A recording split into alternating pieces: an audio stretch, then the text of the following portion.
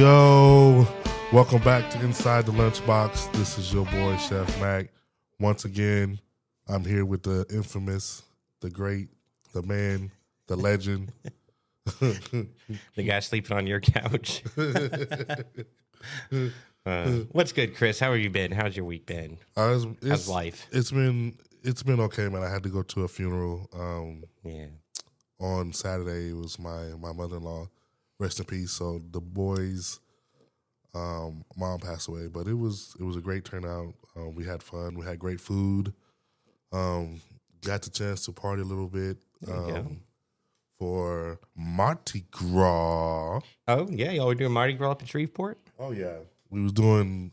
So when we went there, we checked into the Bally's Casino, which is legit, by the way. Nice. If you're in Shreveport, the Bally's Casino and Hotel is definitely the spot. We was hearing a lot of music playing and people yelling, and we was like, what's going on here? So we hurry up, parked, took our bags upstairs, ran downstairs, and we're trying to figure out where all this people's laughing and partying and being loud, and we finally tracked down the noise, and it was like a little alleyway right next to the parking garage, and they had it set up like kind of like Bourbon Street in New Orleans. So we walked down there, and everybody's partying. They had little beer and alcohol little stands where you could buy alcohol and beer and drink it on the street and stuff like that. And it was a stage, so we was like, yeah, let's go. Everybody's dancing, and we're kind of feeling the music, and we're walking closer to the stage, and we get closer, and I see this woman that's dressed in all Target plastic bags, made a whole dress out of it. Oh wow! And then I was like, man, that's wow, that's weird. And I'm like, wait, hold on, something that seems a little off here. And I'm looking, and I'm like, oh, we walked into a drag session, like a drag competition. Oh yeah, it was pretty cool. I was like, okay, I don't judge. I mean, I've been to a drag show. I've been to a couple drag shows. They're actually pretty. They're a lot of fun. Yeah, I would say. I thought it was pretty cool, man. I mean, granted that we didn't know it was going to be like that, so our two boys were following behind us, and there's alcohol and stuff everywhere. I'm like, I don't think they're supposed to be. Well, my youngest one, I was like, I don't think he's supposed to be here, but we continue to move forward, and then we see him on stage. But they were playing some great music. Nice. They were playing some great New Orleans music or Louisiana style music, some Zydeco. They were playing everything, and people were just having a good time.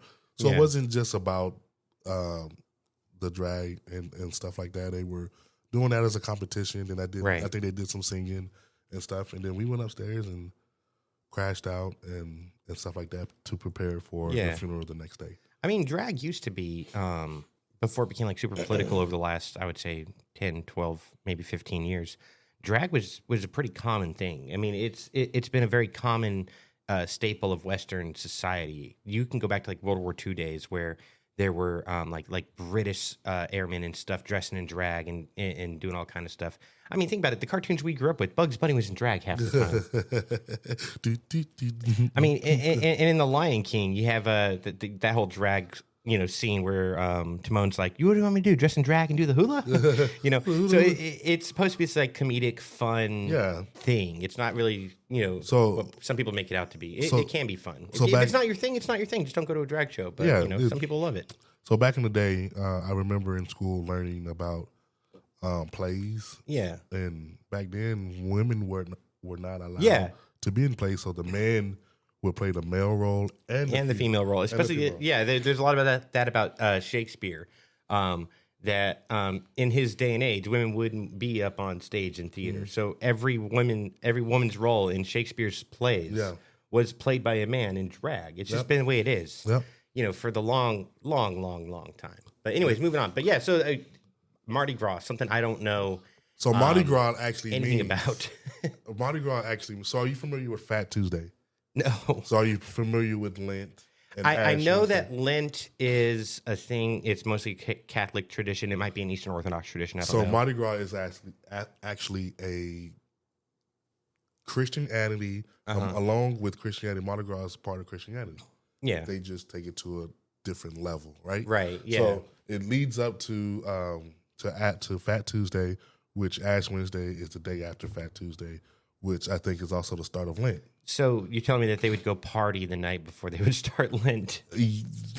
Okay, so if you're going to fast for 40 days, you're probably going to eat a whole bunch of food. Is that what Lent is? Because I thought Lent. I mean, I know they can fast. Yeah, that's like. But usually the people I knew in the Navy who would celebrate Lent is that they would give up something for the 40 days. It doesn't matter if it could be food or anything. Some people fast. Some people give up soda. Some people give up, I don't know, whatever you want to give up. So, but it actually starts. So, it's what it is the parties leading up till Tuesday, which is Fat Tuesday. So Mardi Gras in French actually means Mardi means Tuesday and Gras means fat. So so Mardi Gras actually means Fat Tuesday. So they would get fat the day before Lent starts. Okay, yeah, that makes sense. I don't know if it works that way, but okay, we'll go with it. So Lent is like the 40 days leading up to Easter, and Easter this year is in April 20th. So 40 days back from that would be about March 10th. March 10th, March 11th. Okay. Let's see, March 11th. So next Tuesday would be Mardi Gras. No, actually, Mardi Gras is this week. It's this week. Yeah. Okay, so I'm off. Yeah. My math's wrong. So, but yeah, so, and that's what they do. And so back in 1857 is when the first actual Mardi Gras actually took place in New Orleans. If you go a little bit further into the history of Mardi Gras, it was actually some French settlements, French settlers came to, I think let me see if it's on here. They actually came to us like the South, like Alabama, Mobile area, and they actually celebrated Mardi Gras. So they're trying to say that the first celebration was actually in Alabama, but the official Mardi Gras was 1857 in Louisiana for those 4 days leading up to Fat Tuesday. And what they do, they party, and it's all about the parades. Man, if you never went, I've never went. I mean, I experienced like Mardi Gras in Austin, but if you never went, I never went. I think next year we should make a conscious effort to go out in Mardi Gras. Yeah. And I promise you will have so much fun. No, so I got a buddy named Jeff. He and I served in the Navy together. He lives in Colorado. He and I have been talking about at some point in the near future going to New Orleans for Mardi Gras sometime. Carnival. So even though you have what is it, Mardi Gras, other countries around the world also celebrate their form of Mardi Gras. Yeah. For example, Carnival down in Brazil. Really? Carnival, or whatever. Yeah, Carnival. It's all the same, pretty much. And all this is around Easter. It's about the Lent for Easter. Wow. And it's wild that this happens at the same time of the year as Ramadan does. You know, Ramadan started this week, right? Well, here's the thing. Last week. Well, here it is. Ramadan gets pushed back every 30 days every year. Does it? Oh, yeah. Okay. So it's not always in the summer. It's not always in the winter. So every year it goes back. So is it like a lunar calendar thing? Yes. Oh, okay. Yes, it is. So this year it happens to be at the same time. Yes, this year. And I tell you right now, the worst time to have Ramadan was in the summer. I was in Kuwait doing Ramadan in the summer, even though summer in Kuwait is like 10 and a half months out of the year. Mm-hmm. But I could tell you Ramadan in the middle of August, June is I can imagine it's terrible. Worst. So for those who don't know, Ramadan is a month where it's like 30 or 40 days of fasting where you can't eat or drink anything during daylight hours. That's somewhat true, but drinking, I was told that if you're in 120-degree weather, you're going to actually not drink water. Yeah, well, they're very generous about the rules. Yeah. So, and I have a lot of like Muslim and Arab friends, but you're not supposed to start eating or drinking anything until the sun goes down. Yes. Right. The last call of prayer. Right. And so, but what I've been told is that if you forget and accidentally take a drink or something, that's Allah feeding you. He's sustaining your sustenance. Yeah, and that's also kind of what I heard as well. But I think a lot of places have their different even though it shouldn't be, Right. it should all be the same. And don't get me wrong to all my Muslim listeners. If I offend you, I'm not trying to at all.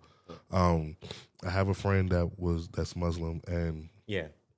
there are certain things where if you do, you could make it up at the end. Oh, So okay, like cool. say something like, for example, if a woman is pregnant some part of her time in Ramadan, say a week or 2 weeks, I was told that she can make that up after the pregnancy and after the end of Ramadan.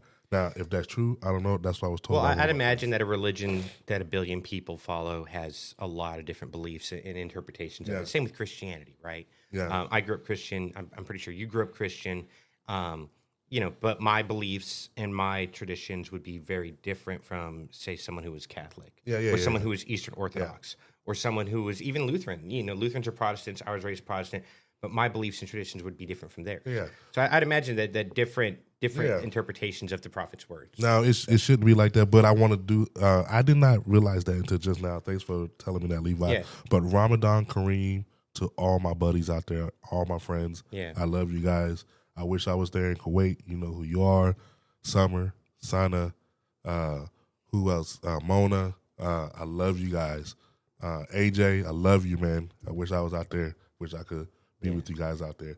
But anyway, the show must go on. What type of foods do they eat during Mardi Gras?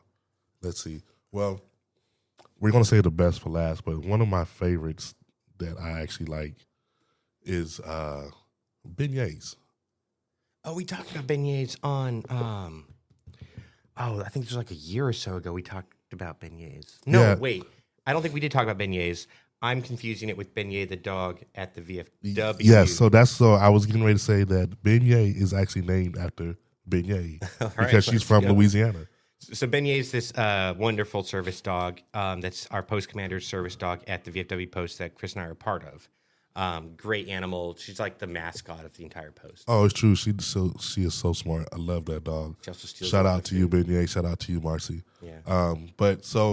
I just got to tell this. You're probably not going to. I'm just going to say it anyway. So one day I'm eating beignets and I'm at The Catch. If you're in Conroe, if you're here locally, in this area, Conroe, Texas, the best New Orleans style food, Cajun style food, is The Catch off 105 here in Conroe. They have great food and the beer is free. So I was having beignets. Sorry, but I'm going to do it. I took a picture of it and sent it to Shayna, and I sent it to Tiffany, and she was like, "What are those biscuits?" And I'm like, "You know what? I'm about to come through this phone and slap you. Those are not biscuits." Yeah. She's like, "They look like biscuits." I'm like, "These are beignets, and if you don't know what a beignet is, shame on you." So a beignet is it's like a powdered donut, but it's fried like most donuts It's are. deep fried. Huh? But it's deep fried and it has the powder on it. That is amazing. There's a word I'm looking for.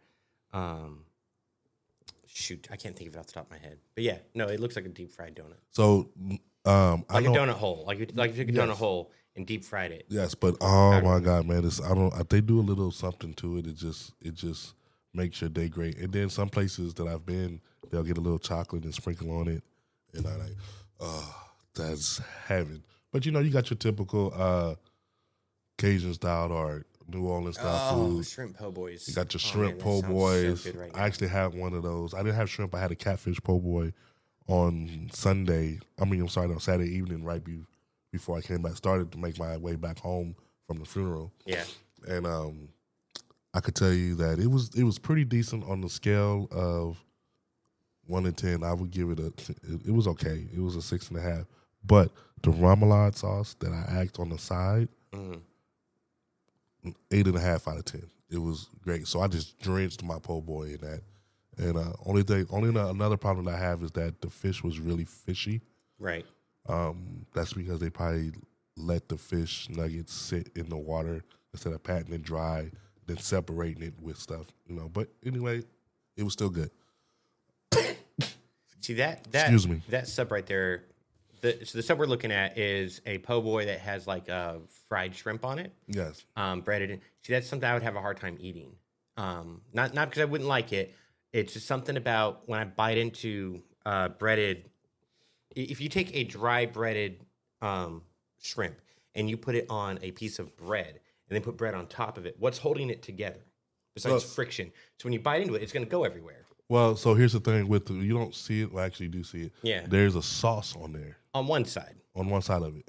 And it's like a mayo or it could be remoulade or whatever. But they're not fried that hard neither. Oh, okay. They're not fried. They're just a basic. I'm just weird like that. I don't like crumbs and stuff going everywhere when I bite into a sandwich. That's the good part, man. You got crumbs everywhere. You're wiping it on your shirt. It could be my autism. It could be my autism. All right, jambalaya. Jambalaya is another thing. Well, folks, these are just the staples of Louisiana. Jambalaya. Jambalaya is so good. Did you see that SNL sketch where I forget the judge, but he's like sentencing somebody in the courtroom? It's an SNL sketch. And he's sentencing somebody in the courtroom. He's like, I sentence you to eat the spiciest bowl of jambalaya. No, I didn't see that. Oh, it's so good. Oh, jambalaya is good. So, if you don't know what jambalaya is, folks, jambalaya is andouille sausage with bell peppers and red bell peppers, green bell peppers. Okay, so if you don't know what a jambalaya is, if you know what a paella is a Spanish-style dish of a jambalaya, just without all the seafood. It has rice in it. It's mixed together. It's freaking delicious. It's kind of like chicken fried rice, except in the sense that it's generally a rice-based dish with other meats and vegetables and stuff fried into it. It's really good. It doesn't taste anything like chicken fried rice, but I was going to say I didn't say that to all my New Orleans people out there. But to think of the dish itself, it's like a style of chicken fried. It's a style of fried rice with sausage and peppers and special sauces and seasonings. Oh, it's good. It's really good. It's incredibly good. Really good. Now I never heard of this one, so I don't know how valid this is, but we're gonna go with it.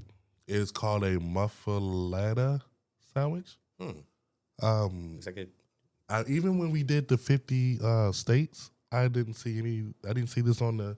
I don't remember this being on there. Yeah.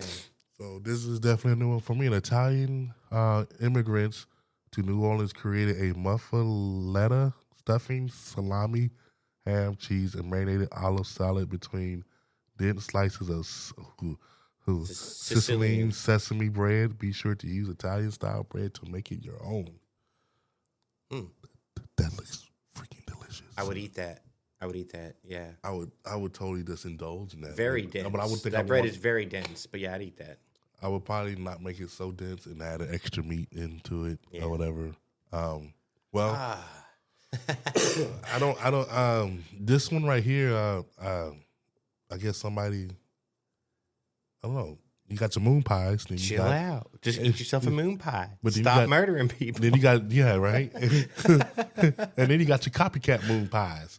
So I guess New Orleans does a copycat moon pie for. Now don't get me wrong, folks. I don't know how traditionally this is just for Mardi Gras. I'm pretty sure it's not. I'm pretty sure this is just a staple for Louisiana style of cooking and food and what you guys eat. Oh, okay. That makes sense. If Mardi Gras started in Mobile, Alabama, then it would make sense that moon pies are a part of it. Because moon pies are from Mobile, Alabama. So once again, I didn't say that. Yeah, don't kill me, New Orleans. Don't kill me either, New Orleans. I know where Mardi Gras started. That's what the website says. That's right. what we've been told. It said, did you know Mardi Gras in the United States began in Mobile, Alabama? Throwing packages of moon pies from floats has been the city signature Mardi Gras tradition since 1960. Hey, I don't know. So if this is true, if it's not, I didn't know. If you guys celebrate it, hey, man, that's what's up. I didn't know that. I'm pretty sure Mobile has a Mardi Gras. Mobile's a beautiful city. I've driven through it many, many, many times. Every time I drive through there, I got to... Well, that's, locked in. But anyway, so gumbo. good New Orleans Creole gumbo. I can imagine you getting in trouble in Alabama. Oh man, I'm sitting at the gas station. I'm getting some gas, and I pull up. Well, I pull up, getting ready to get some gas, and this guy just walks around the building like 4 or 5 times, right? And I'm sitting there like, man, my tank still ain't full yet. Like this, what's going on with this? And then he starts walking towards me. And I'm sitting here like, oh, man, it's about to go down. And yeah, I got this say as soon as I feel I got up out of there so fast. I don't look, I purposely make sure I don't stop in that city. But anyway, gumbo, by the way. So gumbo, folks, is gumbo. If you don't know what gumbo is, You just have to Google this one, because if I say it's like a stew, I'm going to get killed. I kind of feel like gumbo is an American dish. Everybody knows gumbo. It's definitely a Creole dish. It's definitely, but I feel like everybody in the U.S. has had some form of gumbo, so you should know what gumbo. Well, we're from the South. I know. I mean, people from Do you think if you went to Chicago right now, let's say you go to the north side of Chicago and you tell somebody, I made some bomb gumbo, do you think they're going to know what you're talking about? You know what? It's funny that you said that. Go to Gary, Indiana. Go to Gary, Indiana, and say, I made some wonderful gumbo. See if anybody there knows what you're talking about. So the people that came with me to dinner, they were actually from Chicago. Oh, okay. And the first thing they ordered was, I want some good gumbo. Okay. So I kind of feel like I've been wrong before. And shout out to Bobby's sister Sheila. She was there with me. She's from Chicago. My ex-wife's her cousin is a doctor, and they were coming from up north. And that's the first. They were like, you know what? I want some gumbo. Okay, but I was thinking more of people who look like me from the Midwest. There could be a cultural thing there. That could be a cultural divide. I'm just saying. Okay, so did you see Shayna's post today yesterday on Facebook? Where's she from? I didn't see it today. She's from. She is from. Crap. No, I did see it. Yeah, she made gumbo. Yeah, but she lives in Southeast Texas. No, Shayna stays right here in Southeast Texas. That's okay, where we live. But she's also from Minnesota. I mean, not Michigan. I mean, I'm sorry. She's from Michigan. Yeah. She eats milk and crackers. I could be wrong. So I didn't know what gumbo was growing up until we moved to Texas. That's all I'm saying. And I'm from New Mexico. It's a dry state. Maybe so. I didn't know what Turk Dunkin' was. I didn't know what gumbo was. I didn't know what what's the one we were just talking about, the rice? A jambalaya. I didn't know what jambalaya was until we moved to Texas. But my family is from places like Oklahoma, Michigan, and New Mexico. Okay, fair enough. So that's all I'm saying. Yeah, so maybe there isn't people. So people that don't know about gumbo. I also grew up before the internet existed, so that's also a thing. It's like a stew, but it has chicken in it, like chicken thighs and dooley sausage, shrimp. You put crab legs in it or crab meat, and then you take some rice and you eat it with rice. But they also eat it with potato salad too, as well. Yeah. So now potato salad I knew because my grandma's side of the family's from Oklahoma. So definitely anywhere out there in the world, anywhere out there in the country, get down with the gumbo because trust me, it does not miss. It does not. All right, Heather. Ooh, crawfish etouffee. So here's the thing: gumbo is made with the roux, right? Crawfish etouffee is not a roux, but it's almost the same consistency. What do you mean roux? What do you mean by that? A roux is a type of fat and flour. Oh, okay, yeah, you're right. You're right. And etouffee is you don't make it with a roux. You know, then you make it with like chicken stock. Is that potato salad all there covered with that stuff? That looks like potato salad. Huh. That looks like potato salad. But crawfish etouffee is like a soup or a stew with crawfish tails in it, and it's actually one of my favorite New Orleans style dishes. I love it. One of my favorites. Now, this is another one of my favorites, and I actually got a story with this. Is red beans and rice. I could eat this stuff all freaking day long. But I have a story with this. So one day, a long time ago when I was younger, I was with my grandfather when at Popeyes, and he bought some food and red beans and rice. I didn't want red beans and rice. I think I told this story already before. He made me sit there for a very long time until I ate all the red beans and rice, and I was in tears. And I said I would never, ever, ever eat red beans and rice a day in my life. Well, that didn't happen because it became my favorite dish, one of my favorite dishes.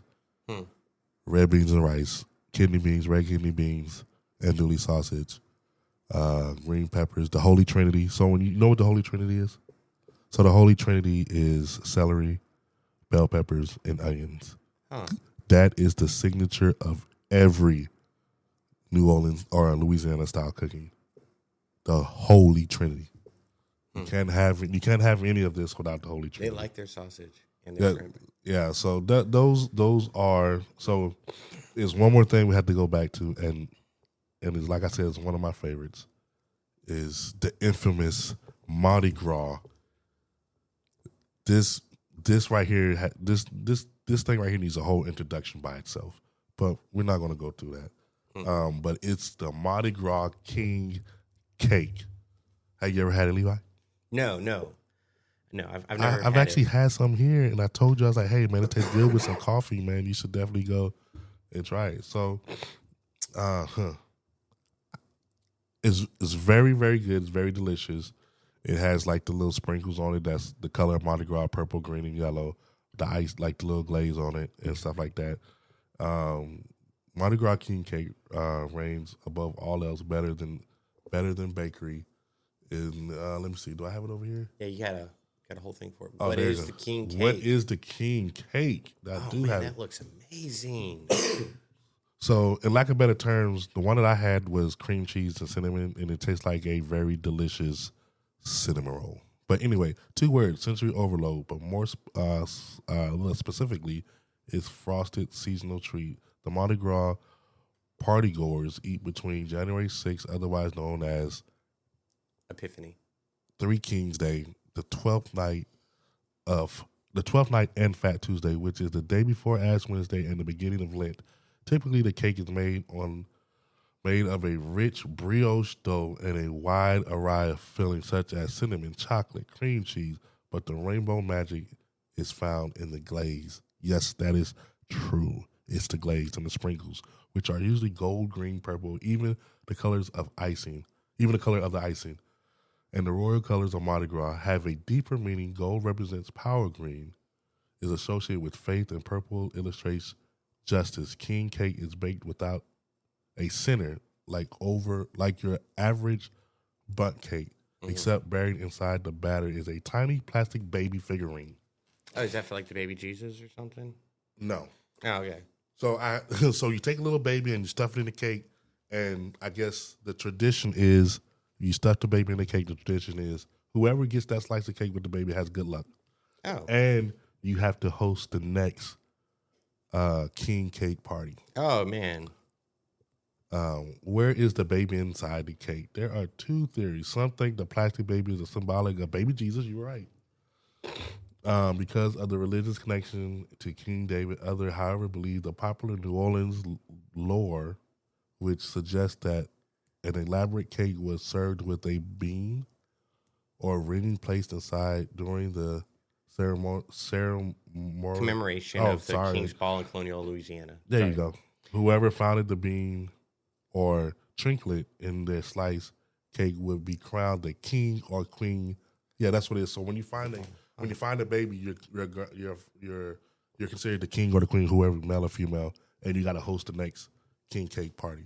Wow, at your house. So this tradition goes all the way back to colonial days. That's wild. Yes, and it's a real big thing. So,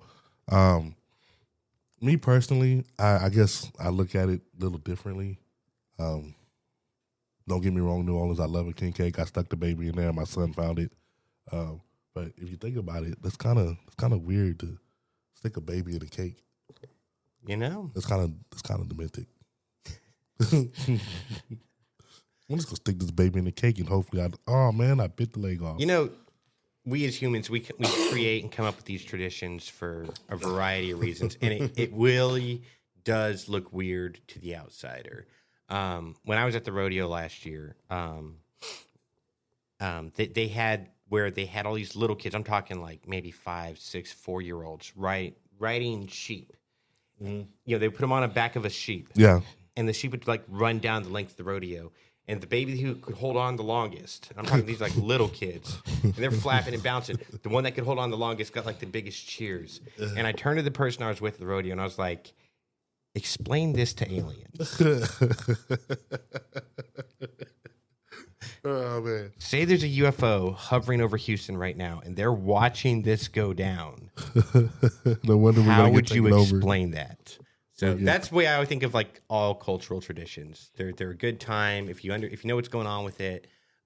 It's all good, but to an outsider, it can look really weird. Yep. So here's the thing. One more shout out. If you're down in Shreveport, you need to go check out Lily's King Cake.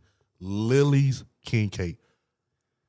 When I walked in there, they had like 500 cakes already ready to go, and people are walking out of this place with 5 and 6 king cakes at a time. Mm-hmm. So I asked her, I said, do you guys deliver it? Are you guys at any other store? And she pulls out a list, and apparently they're like in Longview, Texas, and they're like other parts in Texas. But if you're in Shreveport, shout out to you, Lily. I'm not getting paid by saying this. I don't want to get paid, but maybe if you hear it, I get a free king cake next year. Lily's King Cake. Go check it out in Shreveport. I'll post the address on the introduction of the podcast when we release it next Tuesday. Lily's King Cake, and you also, what was the other place I gave a shout out to earlier?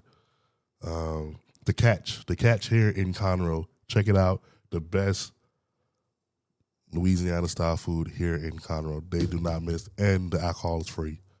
Check it out. But before we go, I want to say thank you to every last one of you guys for tuning in. We're actually hitting milestones, which is great. Yeah, some people found us this week. And it was started crazy. Downloading all of our episodes. We're small. I mean, me and Levi do this just to pass time. But this year I'm taking it a little bit serious. We're taking it a little bit serious, and I think we're up like 1,000% in the last 3 days, which is, the numbers aren't really big, but it's a big thing for us. We're approaching our 1,000 download. So can I get an applause for that? Do we have an applause? 1,000 downloads. Let's go. I want to thank you guys. You guys are awesome. Shout out to Nikki. Thank you for tuning in, Nikki. Shout out to everybody else that listens to us and enjoys our shenanigans here on Inside the Lunchbox. But let's go ahead and drop that beat, man. And so just if you're celebrating Mardi Gras, if you're celebrating Lent, if you're celebrating Ramadan, you guys just have the best month ever. Let's go. Ramadan Kareem. Let's go. Hey, while the music's playing, I want to give my friends in Kuwait, you guys are really good people. I think I'm going to send this to you guys so you guys can actually hear it. I love you guys. You guys are great. I love you, Mom. Love you, Dad. Miss Betty, you were a great woman of God. Everywhere you went, your light just shined everywhere. I'm going to miss you so much. The boys are going to miss you so much. And I dedicate this show and this episode to Miss Betty.